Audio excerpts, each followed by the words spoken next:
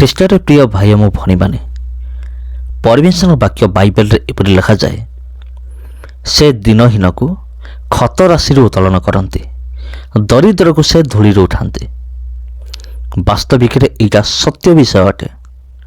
ସେ ଦରିଦ୍ରକୁ ଧୂଳିରେ ଉଠାନ୍ତି ଆଉ ଦିନହୀନକୁ ଖତ ରାଶିରୁ ଉତ୍ତୋଳନ କରନ୍ତି।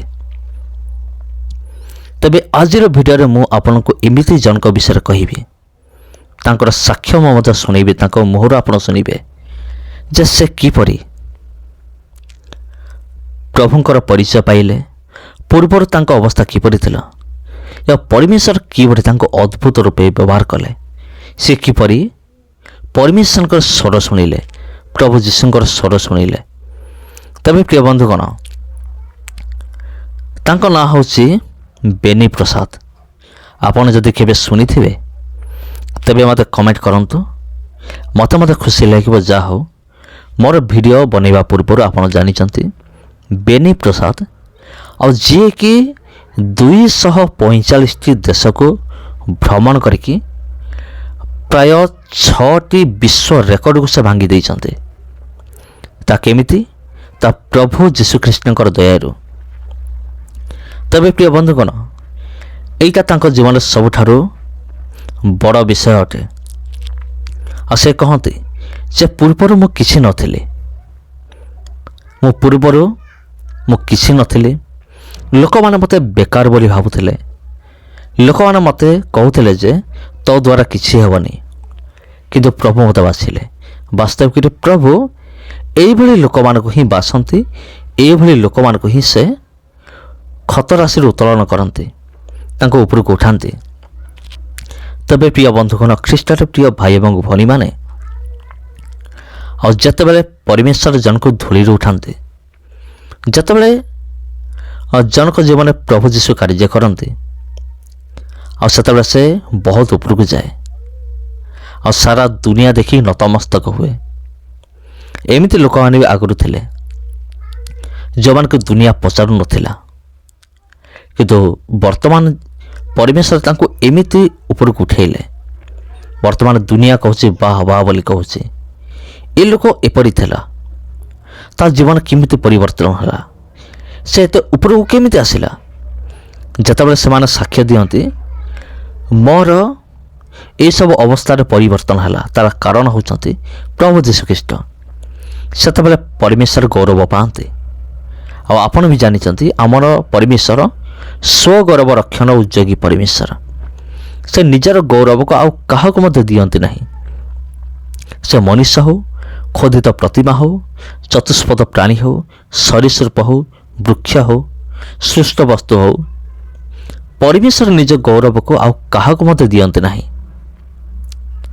ଆଉ ପରମେଶ୍ୱର ଚାହାନ୍ତି ଆମେ ତାଙ୍କର ଗୌରବ କରୁ। ଯେତେବେଳେ ପରମେଶ୍ୱର ଆମମାନଙ୍କ ଜୀବନରେ କାର୍ଯ୍ୟ କରନ୍ତି, ଯେତେବେଳେ ଆମେମାନେ ସାକ୍ଷ୍ୟ ଦେଉ ପରମେଶ୍ୱର ମୋ ଜୀବନରେ ଏଇସବୁ କାର୍ଯ୍ୟ କରିଛନ୍ତି, ସେତେବେଳେ ପ୍ରଭୁ ଯୀଶୁ ଆନନ୍ଦିତ ହୁଅନ୍ତି ଏବଂ ପ୍ରଭୁ ଆମ ଜୀବନରେ ଗୌରବ ପାଆନ୍ତି। ସେଥିପାଇଁ ଚର୍ଚ୍ଚମାନଙ୍କରେ ଆପଣ ଦେଖିଥିବେ ଲୋକମାନେ ସାକ୍ଷ୍ୟ ଦିଅନ୍ତି, ମୋ ଜୀବନ କଦର୍ଯ୍ୟମୟ ଥିଲା, କିନ୍ତୁ ପ୍ରଭୁ ଯୀଶୁ ମୋ ଜୀବନକୁ ବଦଳାଇଥିଲେ।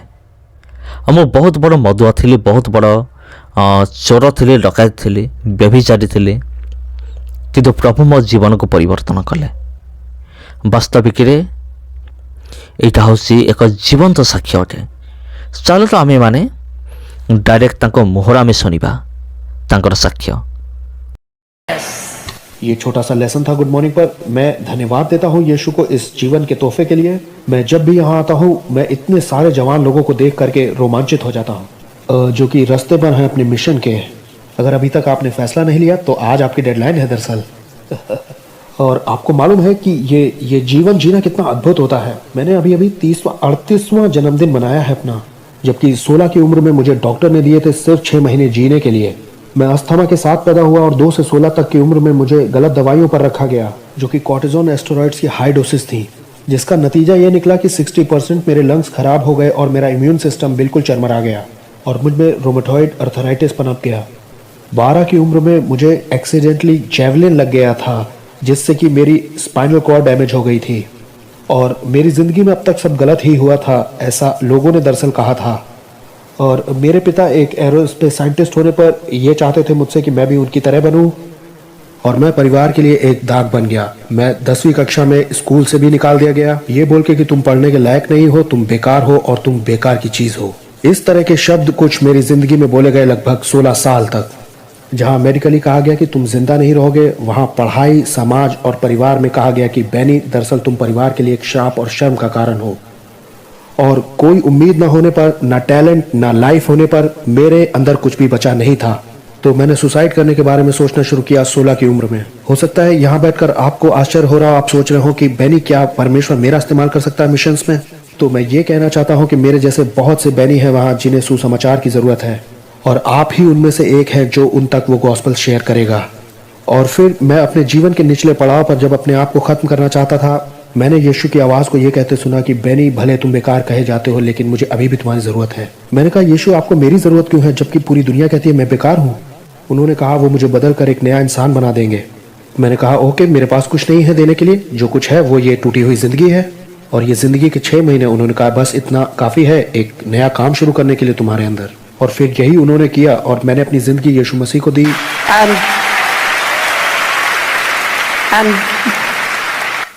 और फिर मैंने उस एक्सपायरी डेट को भी पार कर लिया जो कि डॉक्टर ने मुझे दी थी जिंदगी जीने के लिए, और मैं इसे जी के बहुत रोमांचित हूँ। और 2006 में मैंने यीशु को पूछा कि आपकी मेरी जिंदगी से क्या बुलाहट है? बाइबल कहती है परमेश्वर की गति मनुष्य की गति से तेज है, उसके विचार हमारे विचारों से ऊंचे हैं। और मैं आपको बताता हूँ कि क्रिश्चियन लाइफ एक बहुत ही एक्साइटिंग लाइफ होती है जीने के लिए, और जो जिंदगी मसीह को समर्पित होती है वो बहुत ही एडवेंचरस होती है। मेरी जिंदगी जेम्स बॉन्ड मूवी से भी ज्यादा थी, क्योंकि ये असलियत में है। जेम्स बॉन्ड सिर्फ एक मूवी है, मेरी असलियत में है। और 2002 में $25 पर मंथ YWAM मिशनरी का होकर के मैंने यीशु को पूछा कि आप मेरी जिंदगी से क्या चाहते हैं, क्योंकि मेरा ड्रीम था कि एक कंट्री में जाऊं। उन्होंने कहा बेनी, मैं चाहता हूं कि 2010 तक तुम सारे ही कंट्री में ट्रैवल कर लो। मैंने कहा जीसस, ये इम्पॉसिबल है। आज तक एक भी ऐसा उदाहरण नहीं है मानव इतिहास में, चाहे वो माइकल जैक्सन हो, चाहे मारिया कैरी हो, या जो कोई भी हो, वो सभी कंट्रीज में नहीं गए, और मैं कैसे एक टूटा हुआ इंसान होकर इसे पूरा कर पाऊंगा। उन्होंने कहा कि जो तुम्हारे लिए संभव है वो मेरे लिए संभव है। मेरे प्यारे दोस्तों, इसमें क्या करना है? अपना समर्पण करना है टूटेपन का, और अपनी जिंदगी को यीशु के हाथ में देना है, और वो अपनी मर्जी से उसे आकार देंगे। और मैंने कहा जीसस, जब तक आप मुझे देते रहेंगे तब तक मैं आपके लिए ट्रैवल करता रहूंगा।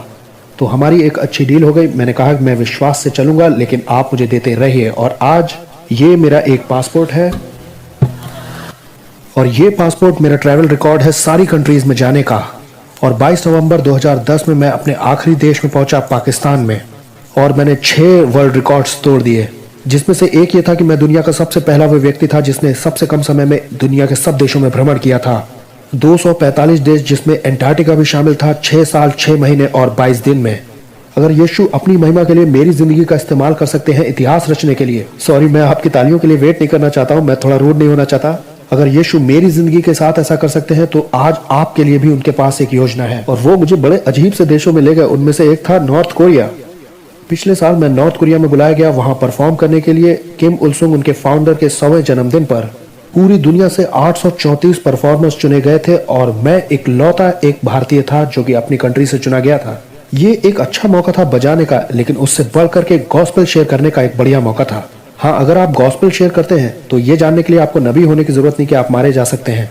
लेकिन मैं परमेश्वर के वचन से समझ चुका हूं कि अगर कोई अपना प्राण बचाना चाहेगा तो वो उसे खो देगा, लेकिन अगर कोई सुसमाचार के लिए अपनी जान देगा तो उसे पा लेगा। तो मैंने अपने पेरेंट्स को फोन किया कि एक बड़ी संभावना है कि मैं नॉर्थ कोरिया में मार डाला जाऊं। तो अगर आप मुझे 17 अप्रैल तक नहीं सुनते हैं तो आपसी सहमति से ये समझ लीजिएगा कि या तो मैं पकड़ लिया गया हूं या मार दिया गया हूं, और मैं आपको स्वर्ग में मिलूंगा, क्योंकि मेरे लिए जीना मसीह और मरना नफा था। तो मैं नॉर्थ कोरिया गया बहुत उत्साहित होकर के, जीने या मरने के लिए मसीह के लिए। और 2 जासूस मेरे पीछे लगे रहे हर एक दिन के लिए, मुझे कहना चाहिए हर एक मिनट के लिए। अगर 2 ईश्वर रहित जासूस हर समय आपके पीछे लगे रहे तो आप क्या करेंगे? आप सुसमाचार बांटेंगे, क्योंकि वो हर समय आपके साथ हैं। वो आपको छोड़ते नहीं है। वो आपको भूल सकते हैं लेकिन आपको छोड़ते कभी नहीं है। अब क्योंकि वो हमेशा ही आपके साथ लगे हुए हैं, तो कितना बढ़िया मौका है यीशु के बारे में बात करने के लिए। वैसे आपको यीशु के बारे में बात करने के लिए नॉर्थ कोरिया जाने की जरूरत नहीं। यीशु आपके दिल में भी एक देश को डालेंगे, आप बस आज्ञाकारी होकर के हाँ कहिए उन्हें। तो मैं भी दिक्कत में आ गया, श्योर। और अगले दिन मेरी इंटरप्रेटर ने जाकर के ऑफिशियल से कहा कि बेनी तो ये कर रहा है, क्योंकि मैं उसका इस्तेमाल कर रहा था मेरी गवाही को ट्रांसलेट करने के लिए उन जासूसों के लिए। मैं बड़ी समस्या में था, श्योर मैं मर जाऊंगा, लेकिन सही दृष्टिकोण यह था कि क्या ही बड़ा मौका है ऑफिशियल्स के सामने खड़े होने का। और मैंने अपनी गवाही बताई, ये जानते हुए कि मैं मारा जा सकता हूं। लेकिन अधिकारी ने मुझसे सवाल पूछा कि कैसे तुम इतना श्योर हो कि तुमने 16 में यीशु ही की आवाज सुनी थी?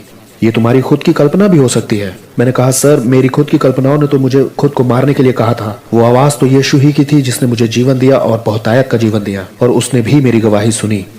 मेरे दोस्तों, मैं आपको बताना चाहता हूं कि हिम्मत रखिए, यहां तक कि मौत के उस मुकाम तक भी यीशु के प्रेम को बांटने के लिए। कभी भी मत डरिए, क्योंकि यीशु इंचार्ज है आपकी जिंदगी का। मैं नॉर्थ कोरिया में इसलिए नहीं मारा गया क्योंकि वो मेरा समय नहीं था मरने का, दरअसल उसे पता है मेरा टाइम। और आखिर में सिर्फ 12 म्यूजिशियंस चुने गए उन 834 परफॉर्मर्स में से, और मैं उनमें से एक था जिन्हें नॉर्थ कोरिया की सरकार द्वारा अवार्ड मिलना था। और मैंने बजाया शाउट टू द लॉर्ड, जो अभी मैं बजाने वाला हूँ, my Jesus my saviour there is none like you, उस जैसे एक देश में उनके नेशनल टीवी पर। अगर परमेश्वर इस्तेमाल कर सकता है एक क्रिश्चियन का, एक इंडियन का, इस गिटार के साथ, एक गिटार जिसे डिजाइन करने में परमेश्वर ने मदद की ओलंपिक गेम ग्रीस के लिए, अगर परमेश्वर मेरे जैसे टूटे और बेकार बच्चे को चुन सकता है जो कि समाज का दुत्कारा हुआ है, ऐसा पहला गिटार बनाने के लिए दुनिया का जिसमें ड्रम लगा हुआ है, तो आपके जीवन के लिए भी यीशु के लिए कुछ भी असंभव नहीं है। अगर वो मुझे चुन करके दे सकते हैं इस तरह का एक पासपोर्ट जिसमें 14 किताबें हैं कि मैं यीशु का सुसमाचार देशों में बांटूं, तो कुछ भी असंभव नहीं है। और मैं बहुत एक्साइटेड हूँ एक सॉन्ग बजाने के लिए, my Jesus my saviour lord there is none like you. और ये याद रहे, जब मैं आर्थराइटिस के साथ ये इंस्ट्रूमेंट बजाता हूँ तो मेडिकल डॉक्टर्स को भी कहना पड़ता है ये परमेश्वर ही है, सिर्फ परमेश्वर। मैं बस इस बात से खत्म कर रहा हूँ कि जब मैंने वर्ल्ड रिकॉर्ड तोड़ दिया तो मेरे पास एक टोपी थी जिसमें थैंक यू जीसस लिखा था। तो CNN वो पहला न्यूज चैनल था मेरे इंटरव्यू के लिए, उन्होंने कहा सर ये एक रिलीजियस स्टेटमेंट है, आप प्लीज अपनी हैट उतार दीजिए, क्योंकि हम एक सेक्युलर चैनल हैं। और मैं आपको बताता हूँ, आप गॉस्पेल शेयर करना चाहते हैं तो क्रिएटिवली शेयर करिए, कोई आपको रोक नहीं सकता है। तो मैंने यीशु से एक आइडिया मांगा, क्योंकि पूरी दुनिया मेरा इंटरव्यू करने वाली थी ये कमाल दिखाने के लिए। मैं बस ये चाहता था कि यीशु जाने जाए, और मैं सुसमाचार से लजाता नहीं। उन्होंने मुझे तब जिंदगी दी जब डॉक्टर्स ने मुझे 6 महीने दिए थे। उन्होंने मुझे सुरक्षा दी, उन्होंने एक खूबसूरत भविष्य दिया। कैसे मैं यीशु को छुपा सकता था? नहीं, ये तो पाप होता अगर मैं यीशु को सिर्फ अपने तक ही सीमित रख लेता। तो उन्होंने मुझे एक खूबसूरत आइडिया दिया कि मैं ये एक नई हैट बनाऊं, और मेरी हैट पर लिखा है कि थैंक यू जीसस, मैं एक भारतीय हूं। अब ये एक धार्मिक वाक्य नहीं है, ये एक देशभक्ति का वाक्य है। और तब किसी ने मुझे रोका नहीं, और आपको मालूम है कोई मुझे इन चीजों को पहनने से रोक नहीं सकता है। यहां तक कि न्यूज चैनल भी आकर के कहते हैं कि ये आपकी हैट पे क्या लिखा हुआ है। मैंने कहा मुझे इंडियन होने पर गर्व है। कैमरामैन ने कहा कि इसके हैट का भी एक क्लोजअप लेते हैं। और यूनाइटेड नेशंस में कहा गया कि तुम यीशु के बारे में शेयर नहीं कर सकते। मैंने कहा फाइन, लेकिन मैं अपनी टोपी पहनूंगा जो यीशु के बारे में हमेशा बात करती है। मेरे दोस्तों, अगर सचमुच आप यीशु के बारे में बात करना चाहते हो तो कोई आपको रोक नहीं सकता है। तो बहाने मत बनाइए, आगे बढ़िए, क्योंकि वो क्रूज पर गया ताकि वो आपको पाप से छुड़ाए और आपको अनंत जीवन दे। मैं यीशु को खुद तक छुपा कर नहीं रख सकता, तो my Jesus my saviour there is none like you आपके लिए।